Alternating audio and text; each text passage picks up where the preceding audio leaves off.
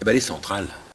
Un enfant joue 24 heures sur 24, il joue ses joies, ses peines, ses pleurs, il joue à développer ses compétences, il joue à apprendre les règles du jeu, en fonction de son développement. Montessori, il y a plus d'un siècle, parlait de période sensible.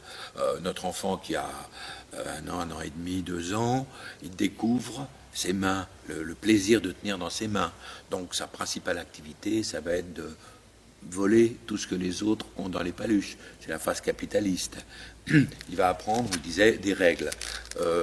Il va apprendre un petit peu à tricher aussi, ce qui est très important. Je conseille vivement aux parents de faire jouer les enfants avec les mamies, parce que les mamies souvent n'aiment pas perdre non plus. Donc les deux trichent un peu pour gagner. Alors, si je devais résumer un peu justement à la lumière de ça, puisqu'un enfant joue 24 heures sur 24, le jeu est essentiel. Eh bien, je pourrais dire que l'adulte a 4 fonctions par rapport au jeu de l'enfant. C'est faire jouer, donner à jouer, laisser jouer et jouer avec. Faire jouer, c'est faire faire des activités.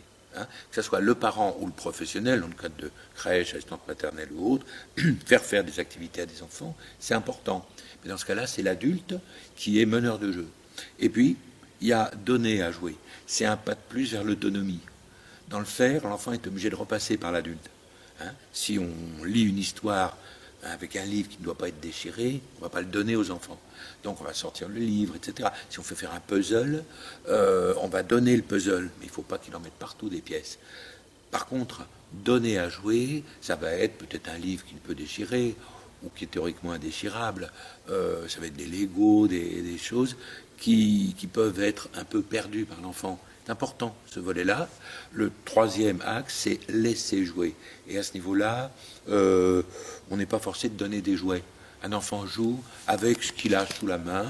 À ce niveau, je dirais que les gros jouets sont mieux que les petits jouets, parce que ça fait des grosses boîtes. Et comme les enfants préfèrent les les gros jouets sont mieux que les petits jouets. Si on n'a pas d'argent, on n'achète que les boîtes. Et jouer avec. Jouer avec, c'est formidable, parce que l'adulte, là, il est meneur de jeu, mais il est partenaire de jeu.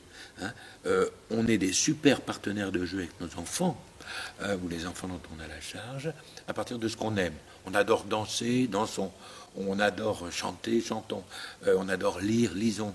Et ça fait apparaître quelque chose de vachement important à mon sens, c'est que l'enfant se construit en étant acteur avec des acteurs différents, en rencontrant des gens différents. Il va à la crèche, il va voir les grands-parents, il partage du temps avec des amis, avec les parents au premier degré. Tous ces gens-là, avec leur plaisir, partagent des choses. Plus l'enfant est dans un univers varié, plus c'est riche, c'est ce qu'il aime. On adore écouter telle musique. Quelles sont les bonnes musiques pour enfants? C'est celles, souvent, qui plaisent aux adultes. Si l'enfant a un père qui adore Michael Jackson et une mère qui adore Mozart, c'est fabuleux, il a une double entrée dans la musique. Voilà, donc le jeu, il est partout.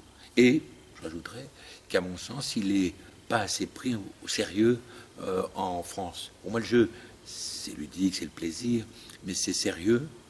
Et je suis étonné, par exemple, que les enfants aient le droit de jeu à la crèche, un peu dans les petites sections de maternelle, et que très rapidement, l'école maternelle devienne préélémentaire, où ils doivent rester à table, préparer les activités après, etc.